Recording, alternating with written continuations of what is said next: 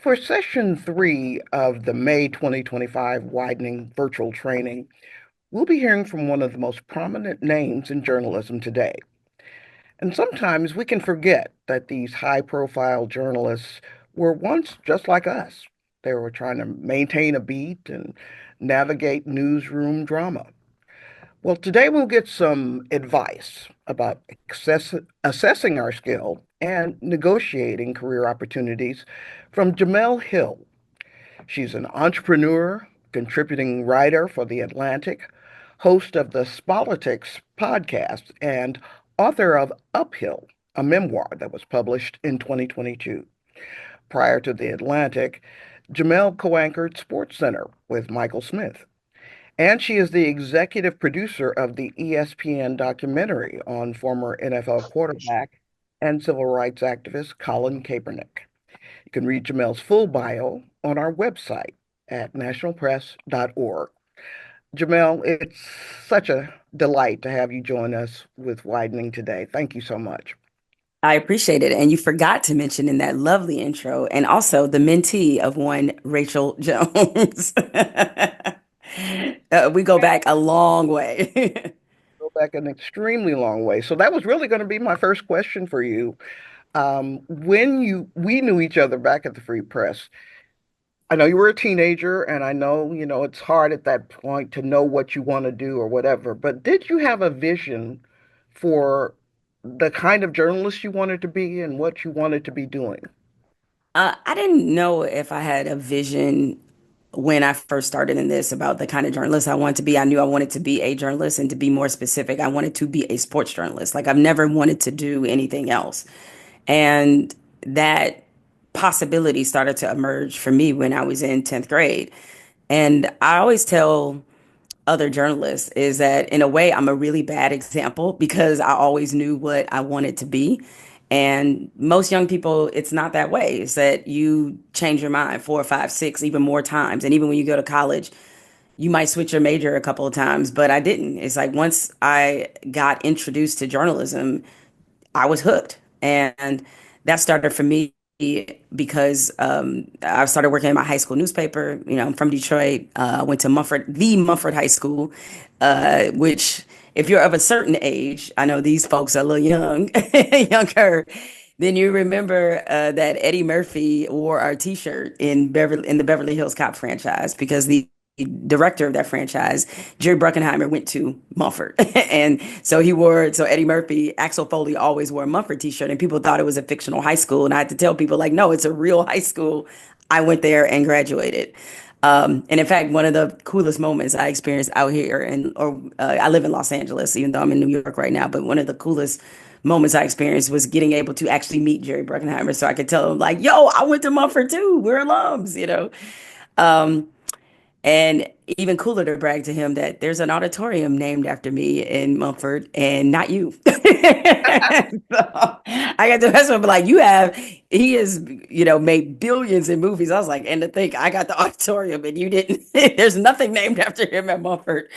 So it's pretty funny. But at any rate, so I knew very early on that I wanted to write about sports, and write about the not just the way, not just the results, but sort of the characters in the game. You know, I knew I wanted to tell stories.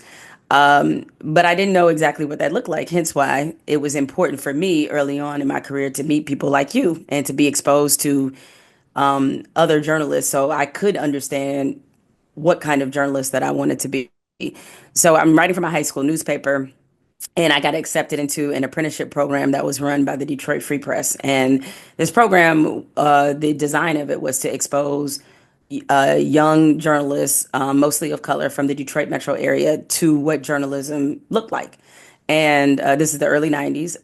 And so essentially, as part of the program, you work 20 hours a week. They assigned you two mentors. One of the mentors they assigned me to was Rachel Jones. And through watching her and how she approached her job, I understood like how this is supposed to work, what it's supposed to look like. And not only that, the integrity that came along with being a journalist, because that's like a big part of our job. And it was exhilarating, for me to learn and to understand what it took to be successful. And so being a part of that program collided with another very important event because the National Association of Black Journalists had their convention in Detroit the same summer I was an apprentice. And so the woman who ran the apprenticeship program, Dr. Louise Reed Ritchie, as part of it, she marched us to NABJ and all of us young people, she made us become members. And she made us go down there and pass out our resumes and talk to people and talk to recruiters. And so I say all that to say is that it made a big impact on me, not only being assigned a mentor like Rachel, but also seeing 3,000 Black journalists. It gave me that sense of belief that this was where I belonged. And I think early in your career, that's really important, especially as, I didn't, as a Black woman, I didn't know, and as a Black girl then, I didn't know that sports writing was something I wasn't supposed to be doing. I didn't have that disbelief because I never experienced that. I had a mentor like Rachel. My other mentor was Jonette Howard, who is a sports writer and sports columnist as well. And going with her to like my first professional practice, like she took me to a Lions practice. And so I saw her and how she approached the job, took note of the questions that she asked. So I understood like, oh, you have to be a good interviewer. You have to be able to ask these type of questions. And you have to have these kind of relationships with your sources in order to get the information and in order to best represent what the story is supposed to be. And having that sense of belonging and belief early was really important because it wasn't until later on, once I started going into different newsrooms, and because the Free Press was very ahead of its time, to have, they had a couple of women who were on staff and who were sports reporters. So, like, again, I didn't know this was something that women, quote, weren't supposed to do. And it wasn't until I got more experience in the field and went into other newsrooms, going into other locker rooms, seeing that like, oh, there are no women and or very few women, and definitely not any Black women. But by that time, it was too late. I already had the confidence to think I belonged, so it was too late for me to realize like, no, this is not what you're supposed to be doing. And so I think those early examples and that early mentorship really was very it was very critical in to me having a sense of confidence as I went into these different newsrooms and different places and spaces where there was never or very few representations of me. I think I also need to jump in and share the very powerful example you had early in life of manifestation. And I say this to urge all of you to read Jemele's memoir if you have not, Uphill. Uh, just beautiful writing, powerful writing, authentic writing. But she talks about being a little girl writing fictional scripts of the show L.A. Law. It was on when she was a little girl, and she watched it, and she saw how the people on L.A. Law lived, and so she would just write these scenarios. And so I always find it interesting that she's living that life now. But talk about your early uh, connection with writing and with words and with journalism. So the earliest connection started with reading. Opinion that if you're a journalist, you need to be an avid reader because that's part of how you learn about the world. And I get it, it can be challenging because trust me, in college, after you get bombarded with all these books, I didn't want to pick up nothing. I was required not to read, but nevertheless, it was early on going to the library, having a library card. Writing, the thing about reading is that it stokes your curiosity. And I think it's impossible to be a journalist if you aren't curious. I think it's kind of the foremost thing that you have to have is curiosity. And so that's how I fell in love with language. And then reading made me want to write and made me want to try to duplicate what that feeling was, where something that you put on the page resonates with people, where it connects people, something that they can, sort of relate to. And so when I was younger and writing those fictional strips and fictional stories, and also journaling as well, that was also sort of an early, I still have, I mean, it's frightening to read now. And I remember I read it as I was writing my memoir. I still have my journal that I kept when I was like 12 or 13 years old. I was like, oh my God, I was such a nightmare. It's like pretty startling to read. And then as in my 20s, I kept a journal. I should probably burn those, but that's beside the point. 20s was a different time, a different kind of writing going on then. But nevertheless, it was an important part of my growth and being able to tell my truth on a page, and it got me accustomed to that kind of early. And as I progressed and learned about different types of writing, the first English class that I had in high school was creative writing, and understanding about poetry. And even though I was terrible at writing poetry, it still was exposing me to like what different forms of writing look like.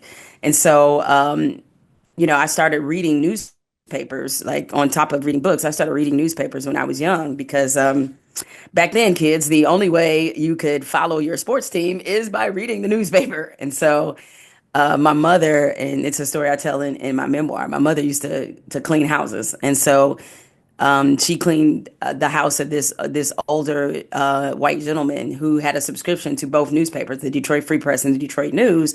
And sometimes I had to accompany my mother on while she cleaned his house. And so to occupy myself, I would read the newspaper. And I started with the sports section, worked my way to the front. Like I went out of order because I wanted to read the sports part first because the big reason I wanted to write about sports is like I was a big sports fan, and I also played sports, neighborhood tomboy, and I also wanted to follow my teams. And I was a big baseball fan, big Tigers fan. So like I wanted to read about the Tigers. So that got me interested in newspaper writing, is reading different columnists, reading different stories, seeing and thinking about how they were put together. And so it developed a love of language and the love of storytelling. That's how it was kind of stoked in me really early.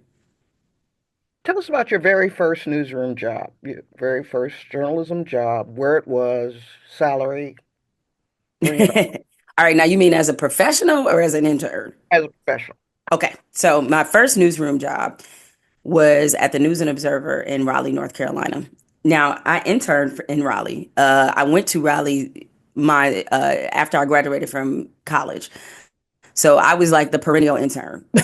Man, I had 5 internships at college. Raleigh was my fifth internship. And, I got my first internship after my freshman year, and just kind of moved up the chain, so to speak. And so senior year, this is actually sort of a two-part answer in some ways. So senior year, I was actually offered a 2-year internship. Knight Ridder had 2-year internships, and the internship was you had to spend 1 year at the Free Press, and the second year you spent at the Charlotte Observer. I was sick of being an intern. I was like, I want a full-time job, right? That I don't have to worry about what am I doing in another 2 years or this kind of thing.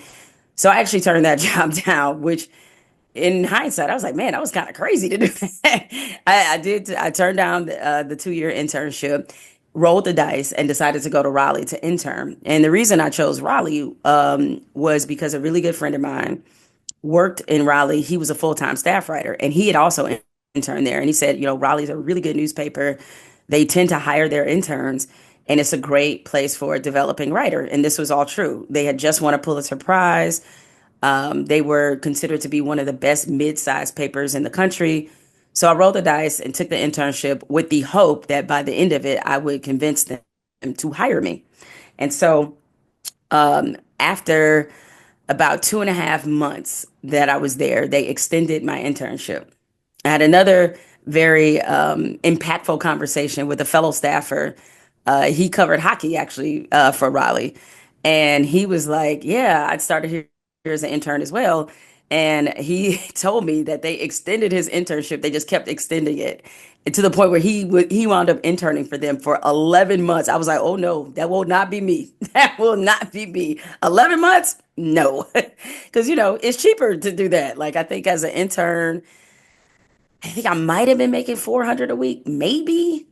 Maybe I feel like it was like 350-ish, 375-ish, somewhere in there. So not a ton of money. And so I decided, I was like, nah, they're not gonna do me like that. I was like, I'm gonna go out and get another job offer. And once they extended my internship, I started looking at other places that I could work as a full-time staffer. And I came across a job opportunity at the Savannah Morning News.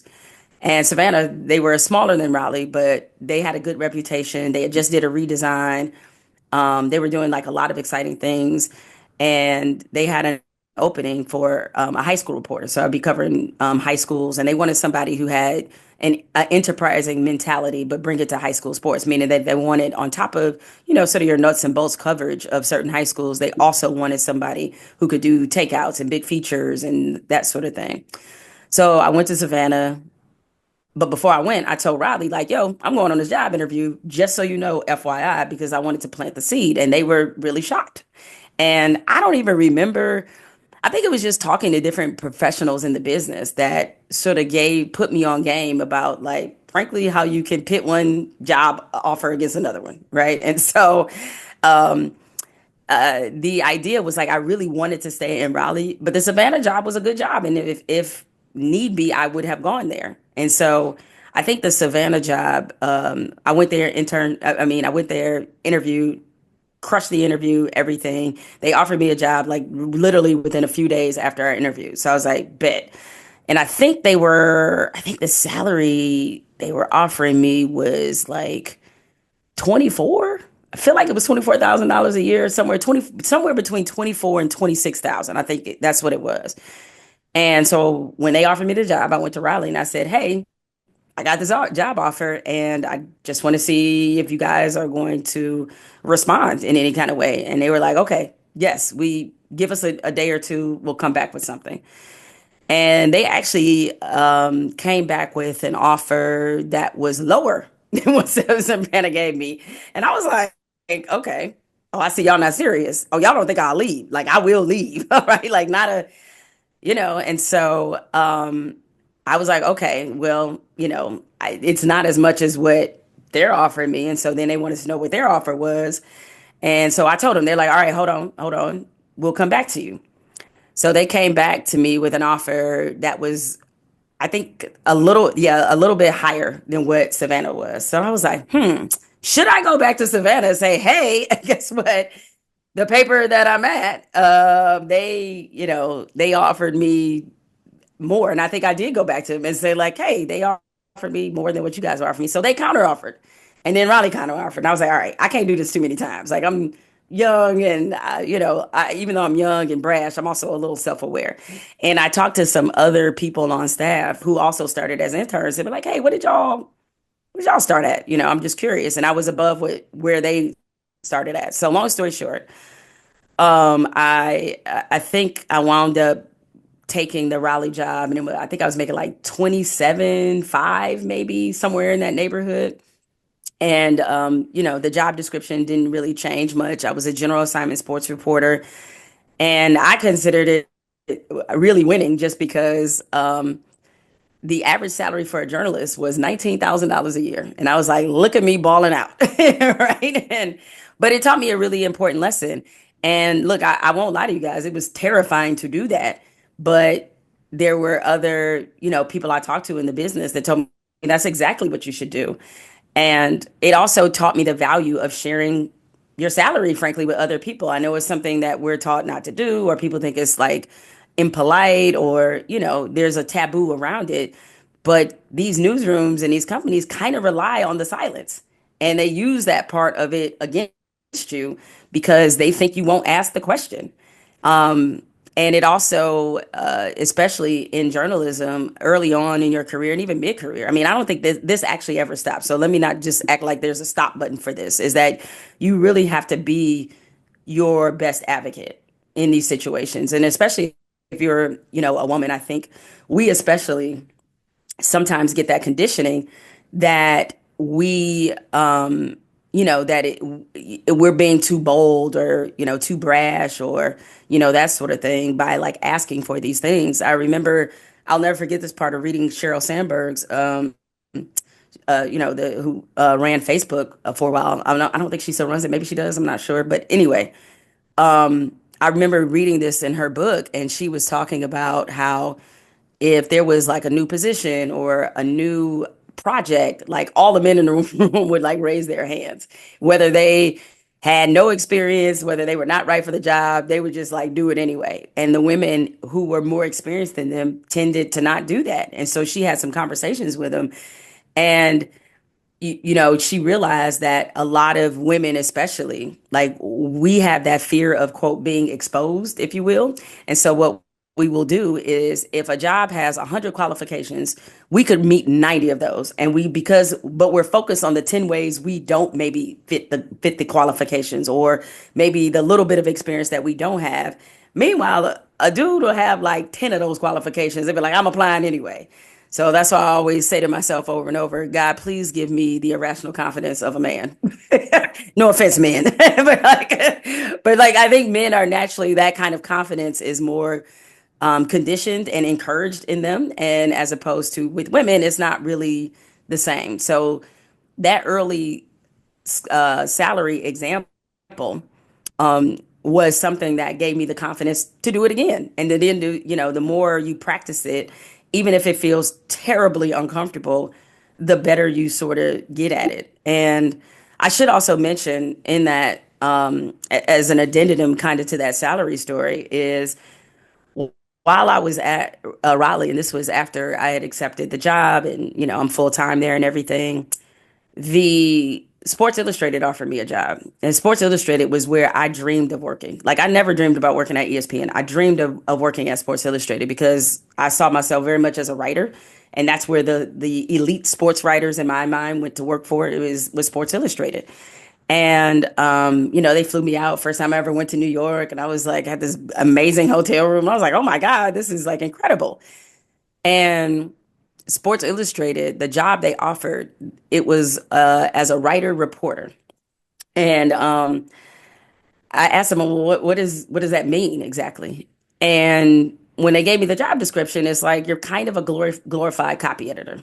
I didn't get in this to do that, right? It's like that was not. I wanted to write stories for the magazine and long form stories that that really resonated and made a deep impact. That's what Sports Illustrated was really known for. And as much as that was my dream place, it was not my dream job. And there is a difference. And sometimes, a lot of times in this business, there will people who will sacrifice development and job for place, right? And it's like you can be at a great place that you've always dreamed of working, but if you're not doing the thing you want to do, what's the point of going there? I used to tell a lot of younger people that at ESPN that came in as, say, producers or came in, in more entry level positions. But their dream was actually to be on air at ESPN.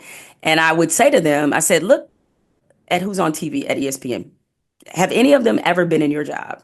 And the answer was no, because ESPN didn't hire people who came in to be on air that started off as cutting highlights. There's not a single person on ESPN right now that started off at ESPN cutting highlights. None of them. Every anchor you see on ESPN, they got from somewhere else. They got them from another market because they were on TV every day. And so if you're coming there to cut highlights and you don't want to cut highlights, what's the point of being at ESPN? Just to say you work there? And so it was like sort of the same thing with me in Sports Illustrated. And also the salary for New York, I think they were offering me 47,000. I was like, oh my God. So I'm gonna have about 10 roommates in New York. Like that is not gonna make it. I was like, shout out to this cost of living here in Raleigh, North Carolina. Way different, if you're living in New York. I was like, well, I'm gonna be living three towns away, catching the subway every day. And as hard as it was, I turned them down.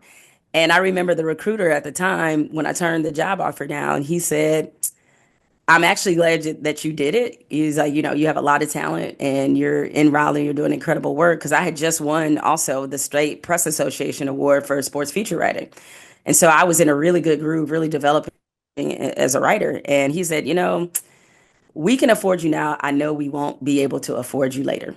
And he was right. I have never worked at Sports Illustrated, and now saying that they're a shell of themselves. So it's like, it's sort of, that was another thing that I kind of learned early on was that a lot of it's fine to dream and envision of a place you want to work, but like essentially it's just a place. And I run into a lot of young people who want to work at ESPN, and I'm saying, well, ESPN is just kind of a place. There might be another network that will offer you a way better job than they could. And so you should keep your options open and don't get so attached to working at a place. It's about the job that you do.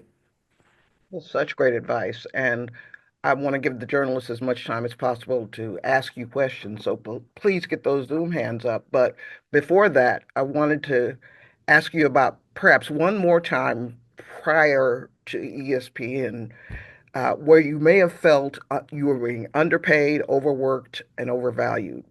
Did you have any of those other kind of experiences, and what did you do about it? Ooh, and you assumed that didn't happen at ESPN. I did. That's a totally separate subject. We'll talk about them later. No, I was kidding, but not kidding. But at any rate, I definitely have some salary stories to tell up in there. That's for sure. But so before that, it was really interesting once you started having conversations around the business about like what folks were making in what position. And there was like when the first time my first column job was at the Orlando Sentinel. And I was the third columnist there. So I think I was responsible. I had 2 days a week. I had Tuesdays and Sundays were my days. And they had a main number one columnist who was kind of like the face of the sports section, if you will. And I think he had to write like 4 times a week, 4 or 5 times a week. And as I talked to some sort of other people, I was like, man, I thought I negotiated, right? I thought I did all right. And like I made a pretty so after I left Raleigh in, let's see, this would have been 1999. I was in Raleigh for about 2 years, and I left Raleigh to return and work at the Detroit Free Press, where I worked in high school because I answered phones in the sports department after the apprenticeship, and I also interned at the Free Press as well.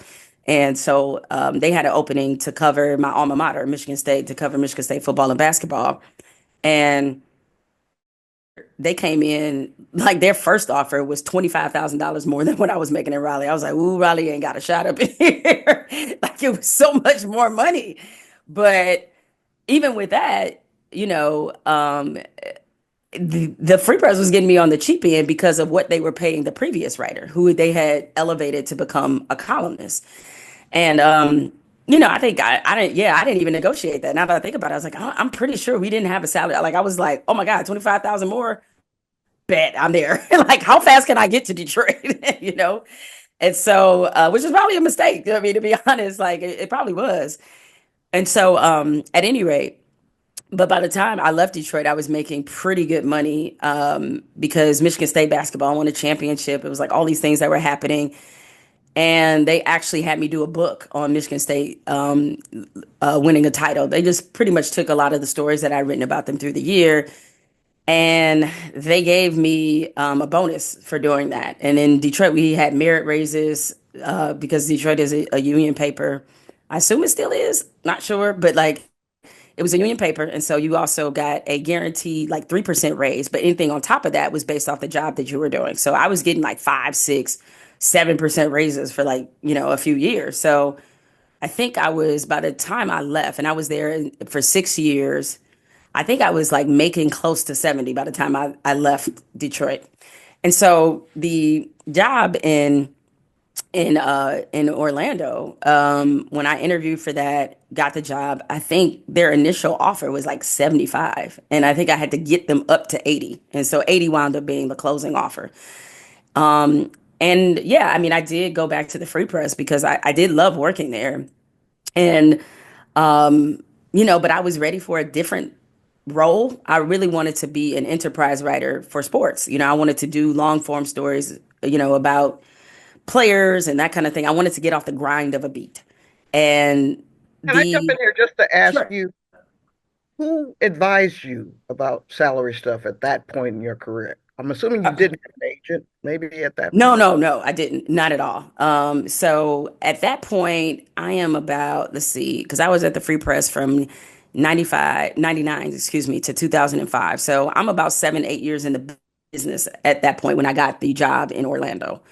And so a lot of my peers, like, Issa Rae said something that's so true, is that you know, the best mentors you have sometimes are people who are right at the same level as you because you're going through the same things and you're on the same career path and you're experiencing a lot of the same challenges in real time. And so it's good to bounce ideas off of them. So at that point, in terms of salary, it was a lot of my peers and like hearing things that they had gone through. Um, I knew two people that worked in Orlando who were on the sports staff. They were, in fact, they were the ones that encouraged me to apply for this job as a columnist. And so they kind of told me what their salaries were, one, and then they told me like some of the things that they had gone through in terms of negotiations so I can know, okay, well, are they hardliners? Are they this, so getting that inside intel, very important.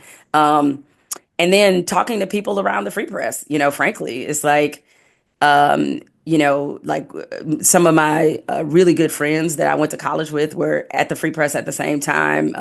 Kelly Carter, Suzette Hackney, who I've known them for years. And so they had gone through various salary negotiations in Detroit. And so I kind of had a lay of the land.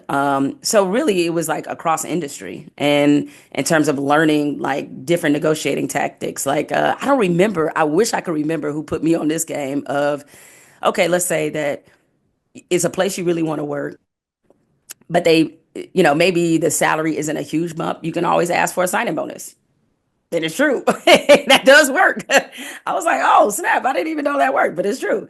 Let's say that, like, yeah, you really want to make 75,000 a year and then all they can give you is 70. You could always say like, all right, well, give me a $5,000 signing bonus, right? And then in some ways they'd rather do that because that's just a one-time payment as opposed to paying you 80 every year.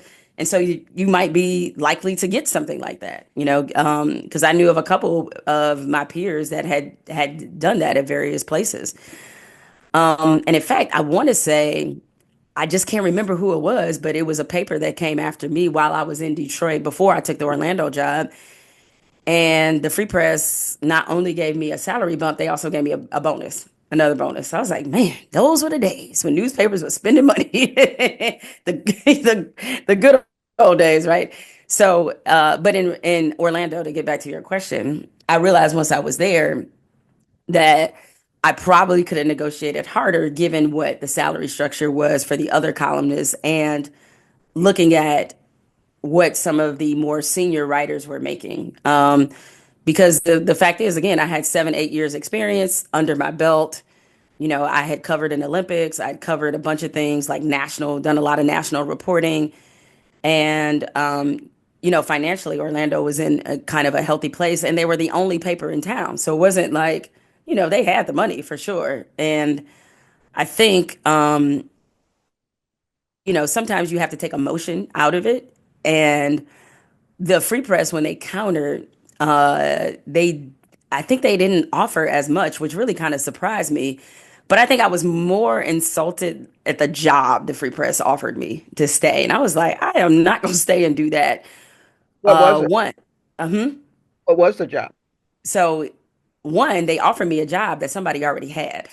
And they offered me an opportunity to be the Pistons beat writer. And I didn't want I didn't want the grind of a beat. And the NBA grind is different. Like that's 82 games. The Pistons were actually really good then. They were coming off winning a NBA championship. And I had done like once Michigan State's season ended in college basketball, I would transition over into the NBA and help them with their NBA coverage because again, the Pistons were really good. So they were putting the force of the coverage behind them and they did not they were at odds with the beat writer who was there, who was working there, and I didn't want a job that way. I didn't want to. That just felt too messy, and I was like, okay, y'all want me to replace somebody that y'all haven't told y'all want to replace them. And I was like, that's already put me in a bad spot. And to be perfectly honest, it was somebody I considered a friend, and that was the other tricky part of it too. Funny little side note on that is that that same person wound up suing the Free Press and winning because of that. Because I told him, like, I was honest. I went and told him, I was like, hey, man, they offered me your job. I just want you to know. And because they did eventually get him off the beat. And then he was able to successfully prove that this was, something they conspired to do to demote him. And because of union rules, whole big mess, but he wound up winning. Anyway, they offered me that job. And the other job they offered me was to report on ergonomics, which was very strange, right? Because they were like, "Oh, well, you said you wanted to do big tentpole features. We're developing this sort of ergonomic centric beat." It didn't make any sense to me. I was like, "Now, what would make you think I want to write about desk? Like, I don't even know. I don't even know what what we're talking about here." And I was like, "Okay, so now I got to go to Orlando. Like, this is." And I That's was like so kind of pissed off about that I was like, you know what? Y'all put 80 on the table, I'm there. um, let me see if there are any questions. Anybody? I don't see any Zoom hands. So then let me then, oh wait, here's Monique Welch. Introduce yourself, Monique. Yeah, sorry, I'm just slow to raise my hand on Zoom. Hi, Jamel. Monique Welsh with the Houston Landing. Thanks for being here today. I've always been a fan of yours. I remember back to the very first NAB conference I went to, I met you, and you had really great, inspiring words from someone who at the time was aspiring to be a sports journalist. Now I've pivoted and kind of more like intersection of race and culture news reporting. And I just wanted to ask you a question about because earlier you said, even ESPN wasn't your dream job. And, we've all, of course, known the career and the time that you spent there. And of course, your exit as well, that you've been very public about. Um, Wanted to ask you kind of in that pivot from being like a sports writer, something you knew like you always wanted to do, going to desiring to go to Sports Illustrated, but then ultimately not being the dream role, right? How did you pivot from writing and being a reporter in the kind of newspaper space, online space as we are now, to being in television broadcasts? So, a fun fact that people don't realize, I guess, because of the length of time I was at ESPN, is like they hired me as a writer. They never hired me to be on TV. So, like, my first job that into ESPN was being a columnist for ESPN.com. And what does tend to happen, as you guys see pretty regularly now, is like people who can generate opinion, they tend to put you on TV, like to talk about, especially if you, because you're creating a conversation with your work, right? And so they started putting me on a bunch of different shows, and it was funny because again, back then it was a little bit different because the print people wanted to be print people and the TV people wanted to be TV people. And so like there wasn't a lot of blending in those roles, but now like everybody who writes is on TV, so it's like not a it's the job is seen much differently. But then for me it was just like, no, I just want to write. I don't really want to even bother with this TV stuff. But my agent at the time, and it was the first time in my career I had an agent when I got to ESPN. But my agent at the time, he was like, "Well, I think we should put in like 20 appearances in your contract that like ESPN, have to use you 20 times on TV." And I was like, "I think this is dumb, but okay, fine." And hey, he had the vision because I was at ESPN not even 2 months and had blown through those 20 appearances.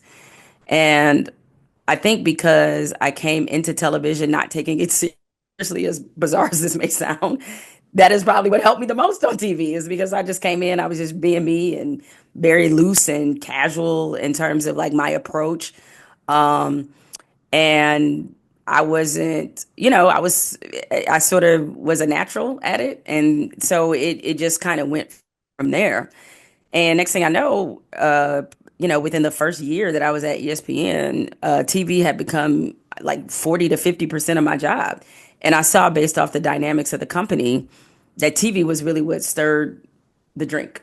It was the straw that stirred the drink. And when you're when there's a lot of people who are trying to get to ESPN, and there's always a constant fight for real estate there, you have to go in there trying to be as valuable as possible. And I not only saw that television was probably the best opportunity that I had to stay at ESPN. And at that point, there was a lot happening with newspapers. I mean, we thought things were bad in the industry then, but I'm looking at it now like, wow, that seems like the glory days now looking at it, right? And looking at the contraction all across the newspaper business, I was like, man, I probably can't go back to newspapers and certainly not make this money that I'm making now at ESPN. And I sort of shifted my focus and started to concentrate more on broadcast. And a big part of it it was really multiple fold. It was seeing the impact that television had, understanding the value that TV had within ESPN. And third is Matt Lauer. Matt Lauer was the one that convinced me, like, I need to make broadcasting a full time. I don't know Matt Lauer. I've never talked to Matt Lauer. But what happened when I was at ESPN, maybe 6, 7 months in, he got a new contract at NBC where they was paying him $25 million a year. And I was like, that's possible in television? Like, what? I'm not saying that I was gonna make 25, but just to know it was possible, I was like, oh, I got this messed up. I need to focus on TV. Because frankly, there's only so much they're gonna pay a writer, generally speaking. But with TV, as you see, my former colleague Stephen A. Smith, he about to make $100 million. There is no number they will not pay you in television. That number doesn't exist to them. So after kind of after 3 or 4 years, I just really focused on TV, and not only just being a talking head. Then I started to realize that to make myself even more valuable, I need to learn how to host. So I started doing more hosting things. And, essentially what I would do is that I knew in the summers and I knew during Thanksgiving, Christmas, everybody took time off. And so instead of taking time off, I would volunteer to go to Bristol, to host, to be on TV. Like I was trying to just get as many reps as possible in order to do it and to be, more comfortable. Again, particularly in the hosting arena, because then if I could host and give an opinion, it was like 2 for 1, in terms of ESPN. And it just took time. It just took a lot of reps, a lot of messing up, a lot of a lot of those things in order for me to get comfortable in the chaos of television. So finally, in 2013, is when I got my first show, and I sort of won the war of attrition. There was some people leaving. It was a show called Numbers Never Lie that was hosted by my good friend Michael Smith, and they had kind of set up the dynamic of the show is that two athletes debate the journalist, right? Then he was the journalist and the host, and one of the athletes was Jalen Rose, good friend of mine, also from Detroit, and Jalen wanted to leave the show to concentrate fully on doing NBA Countdown. So he left the show just to do NBA Countdown and to just focus primarily on the NBA in general. And that left the opening. They looked around and they were just like, all right, I guess you'll do. No. But Mike and I, we had done television, many times before. People liked our chemistry. And so that's how I got on Numbers Never Lie, which eventually became His and Hers, which eventually led to me doing the 6 o'clock Sports Center, which was another job I did not have on the vision board.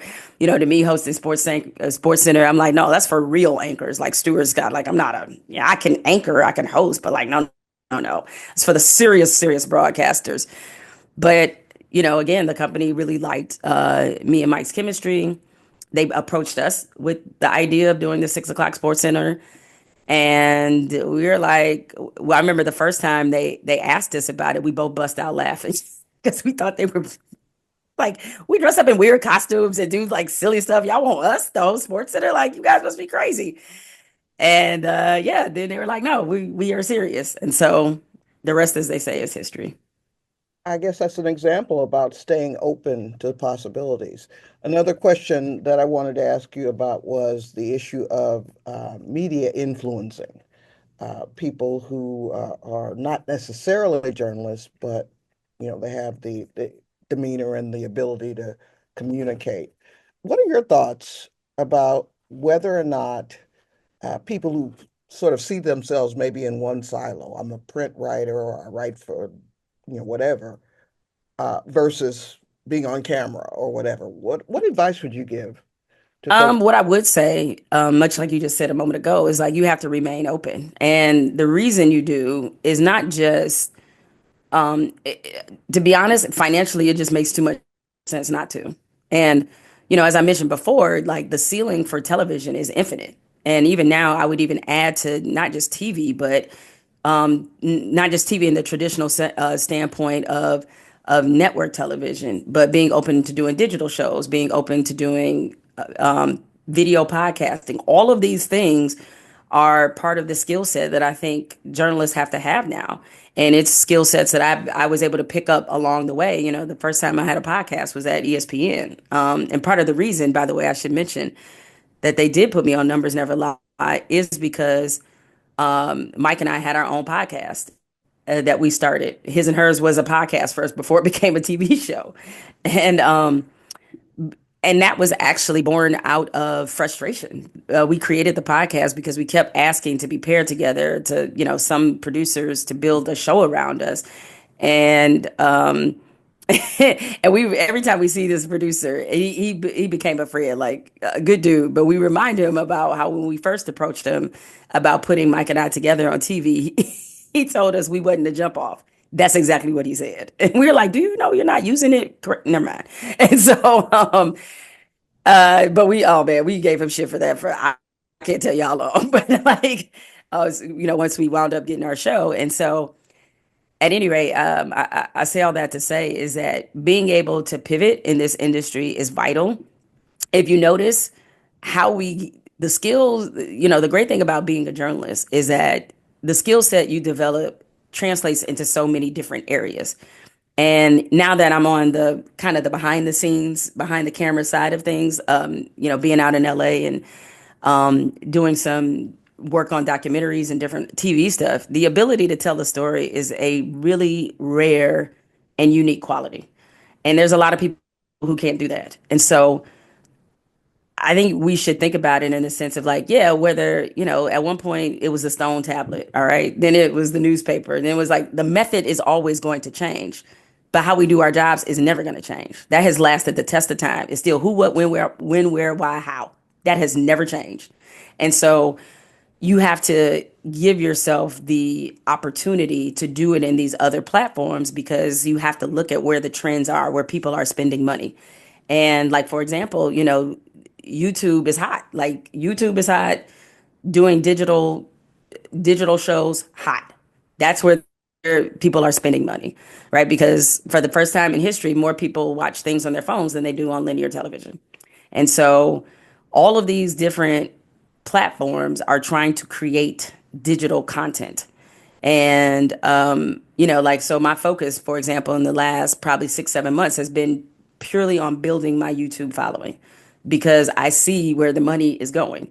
And so part of what makes you a good journalist, and it's funny because like early in my career, you know, a lot of journalists that I know, we went into it with the mindset that we was just gonna be broke, that we're not doing this for the money. Clearly, not doing this for the money because of what the salaries were. That we're doing this for the greater good and nobility. Yeah, yeah, yeah. That's all good, but that don't stop them bills. And so, like, I became, I think, a much better journalist when I became a better businesswoman, and understanding that yeah, it's all right to do things for money, you know, or with the possibility of making more money. That doesn't mean you betray your integrity of who you are as a journalist, but it does mean that you need to be very acutely aware at all times where the money is being spent in media to help you pivot and adjust, and latch on to things in your career. Tamia, introduce yourself. Hi, Jamal. My name is Tamia, folks. I'm a reporter for the Milwaukee Journal Sentinel. And I have loved this conversation. It's so exciting to get to meet you. But I was wondering how you in your career balanced pursuing like creative and independent projects and balancing that with your work. And then was wondering also when you decided that you needed an agent to be an additional advocate for you in that process. So I got an agent because it was actually kind of by happenstance. There was an agent that I met when I was in Orlando at the Orlando Sentinel. He actually reached out to me because he read one of my columns. He was like, "You're gonna be a star." He's like, "I'm telling you now, you're gonna wind up at ESPN." He literally told me this, and I was like, "Yeah, yeah, yeah, you funny, whatever." But he had a couple clients that I wanted to talk to for some work I was doing for the newspaper. And, you know, he and I developed a relationship outside of that. And he was like, listen, this is how I know you're going to wind up at ESPN. And he's like, I have a really good friend who's an executive at ESPN. And I think you guys should meet because I think there's some synergy there. I think you guys will hit it off and I think you could be there.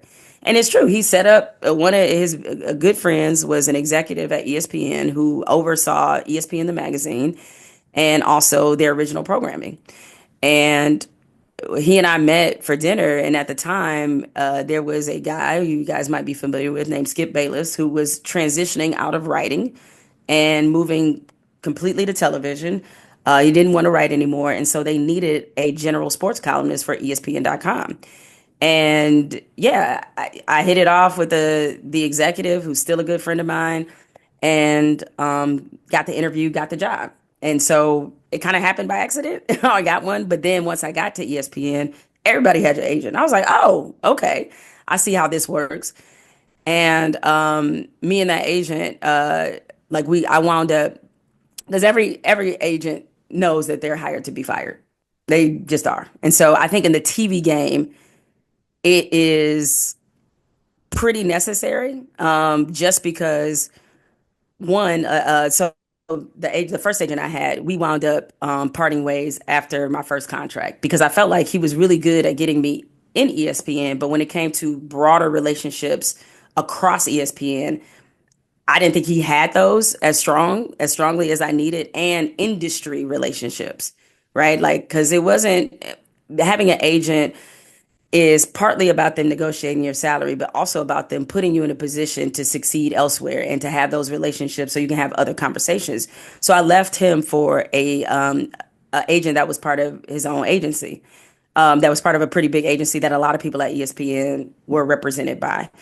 And that was great. Like that worked out. And then I left him because you know, it, somebody gave me this advice. I cannot remember again who it was. I need to start writing down who gives me these great advice. But they were like, when you're deciding on an agent, you should look at their client list to see how many people are in your same lane. Because basically what happened is this agent also had represented Stephen A. Smith. And at the time, they were looking for somebody to play opposite of Skip and be his full time co host on First Take. And I had done First Take 1,000 times by then. And Skip had even told me, like, he really, he vouched for me to get the job. There were some other people there considering. I knew, I assumed that Stephen A was a person, but I didn't know this necessarily. And it kind of be after Stephen A got the job, which was fine. It became clear that that agent was doing more to push him than me because we were in the same lane. Former newspaper person, transition to TV, same lane, right? And I didn't like that. And I also felt like he wasn't as aggressive in getting me my money because he had these long relationships with the executives, and knowing how things worked in the industry is like there are some agents at some agencies, like if they have a client that makes them a lot of money, you know, they will sacrifice you, meaning like, oh, if you give such and such 10 million a year, and then I'll make sure when her deal comes up, it will only stay at this level. They do that. And I had a feeling this agent was doing that.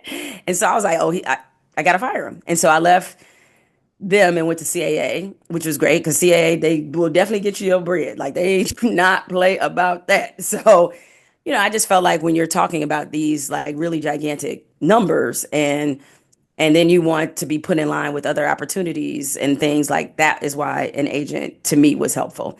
You had another question. I forgot what it was. Yeah, it was just how did you decide how to balance your independent Ah, project? I feel like a lot of young reporters run into situations now where we're told simultaneously to like be on social media and to build a brand, but it's also like monitor what you say and don't share too much of your opinion. It's hard to sometimes express yourself or like find your voice in that. I'm wondering how you balance that conversation. so luckily for me, I'm not gonna lie, a big leverage point was that by the time social media really became a thing, I already had enough leverage to where I could say what I wanted to say. So generally, I mean, obviously I left ESPN for a reason. So clearly that doesn't work all the time. Um, and ESPN, like when like Twitter started to really blow up, like they didn't have a social media policy at all. But like you kind of knew without being told how to navigate that. But what you could see is that there's a lot of benefit in you being able to build your own audience. So when you talk about where the where the industry is going. Like a lot of my friends have started really drilling down and developing their own audience. That means that if you leave Milwaukee, will the people that read you still follow you? So you want that to be the case.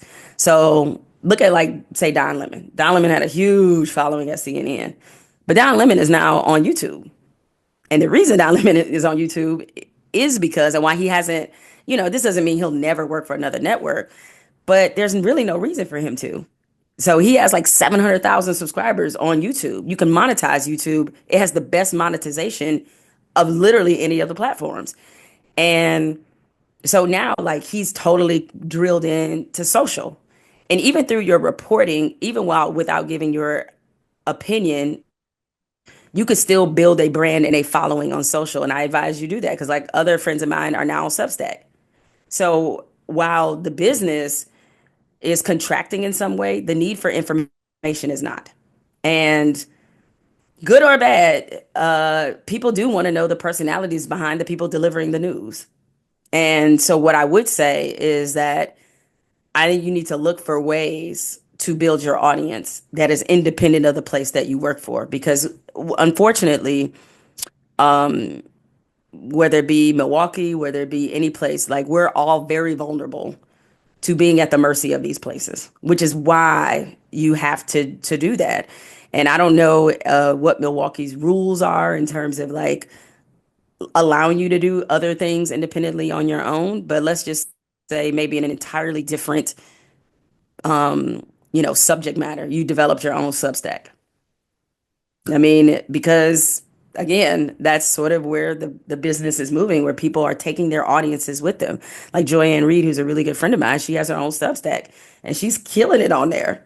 And finding ways to kind of, sort of side monetize those creative passions of yours, I think is, I think is frankly a requirement in this environment. We Thank could you talk so all much. day, Jamel. I think we do have one more before we let you go. If you can hang out of a few extra minutes. Alicia, did you still want to ask a question? Oh, I did, but I thought we were up for time. I have a few minutes. Just Mhm. quick, get it in I'll there. keep it tight. Okay. Hi there. I'm Alicia Brown. I'm a reproductive rights today newsletter author at States Newsroom. Thanks so much for speaking with us today, Jamel. I know you talked about this a little bit in your answers to my colleagues, but in late 2017, you faced an onslaught of attacks, and I'm sure threats for your tweets about President Trump and his ties to white supremacy. ESPN didn't support you and suspended you for 2 weeks. So, what lessons did you learn about knowing your worth from that incident that you took with you to your next few years of your career? So, and great question. Thank you for asking. The biggest thing I learned is that these relationships are conditional, and conditional and transactional that you have at the places that you work. And while it was something I definitely knew before then, I've been at ESPN at that point 12 years. So I have built a lot of relationships at ESPN. It's the longest job I've ever had. And that allowed me to relax into forgetting this is a transactional relationship. And I was reminded when, the president attacked me and ESPN had nothing to say, and understand that, the print journalism mentality that I grew up on was you never let City Hall attack your reporters. That was a thing. That's how it used to go. Like, you know what? It's kind of like a family member. You could talk about you. I can talk about auntie. You can't talk about auntie. Like, right? That was generally how it was. And when that didn't happen, it was like, oh, this, oh, okay, got it. This is business, right? And so it definitely taught me the downside of getting complacent, and it also helped me to understand, as well about the vulnerability that you are in these spaces. Is that no matter how long you've been there or who the company is like you are always a step away from being up out of there and proceed accordingly. Not that doesn't mean like proceed with fear.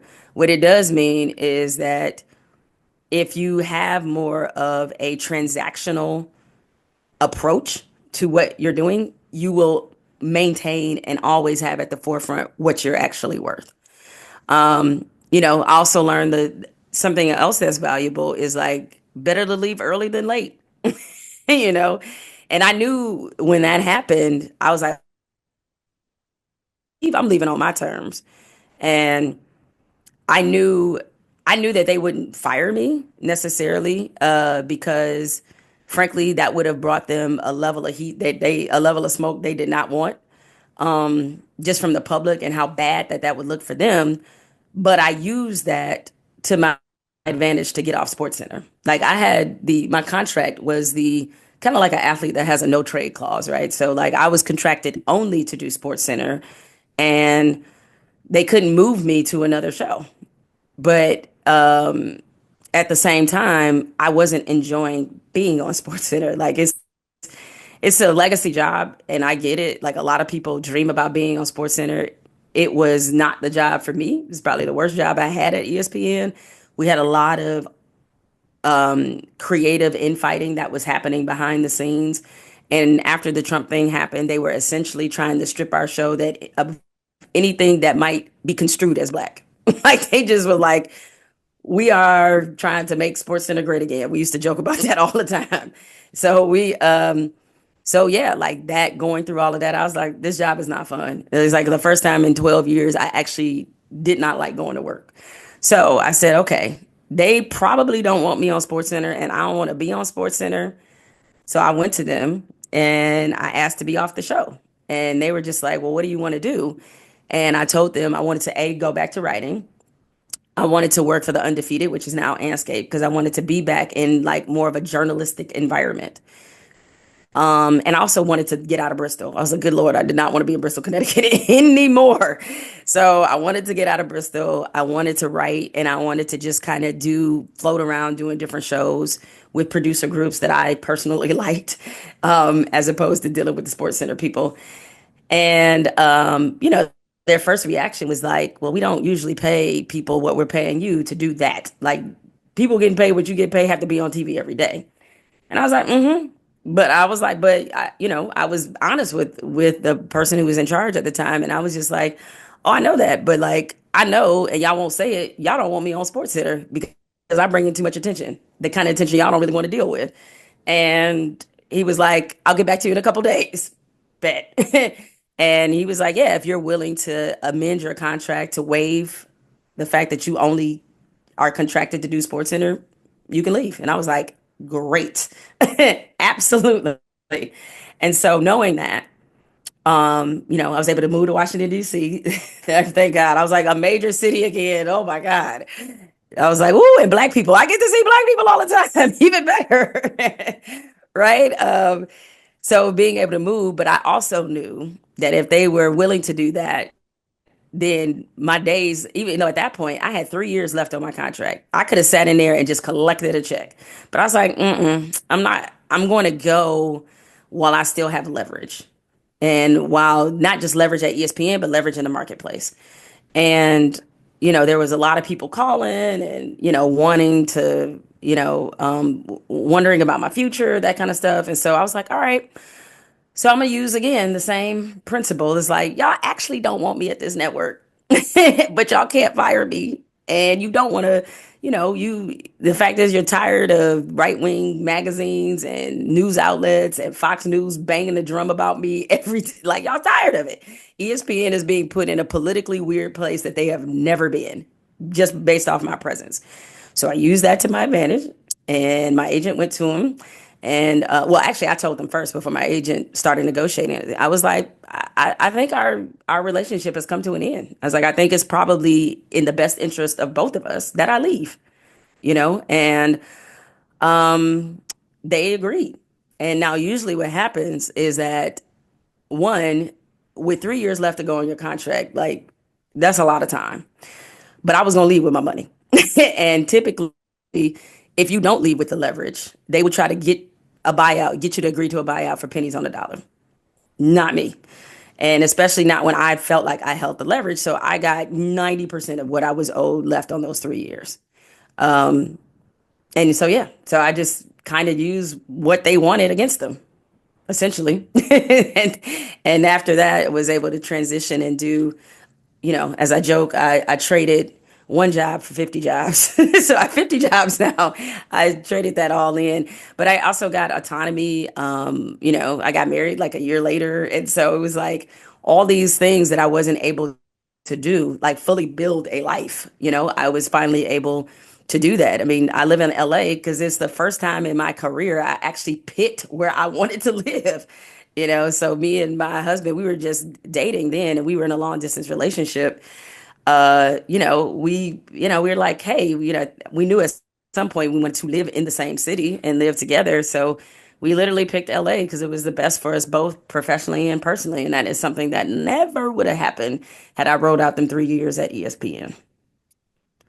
Wow, what a powerful story. You have put us all on game, Jamel.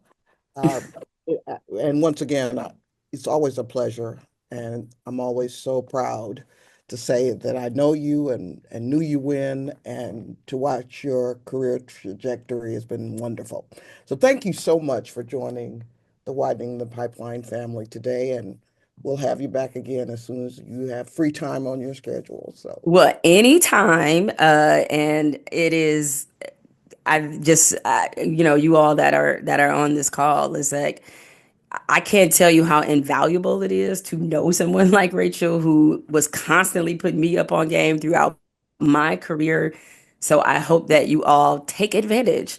Because as someone who has had to pivot and transition, as you have, Rachel, and like really understands the ins and outs in this business, this is an invaluable resource for you all to have. So I hope you all take advantage of it. And anytime, it's always a yes when it comes to you, Rachel.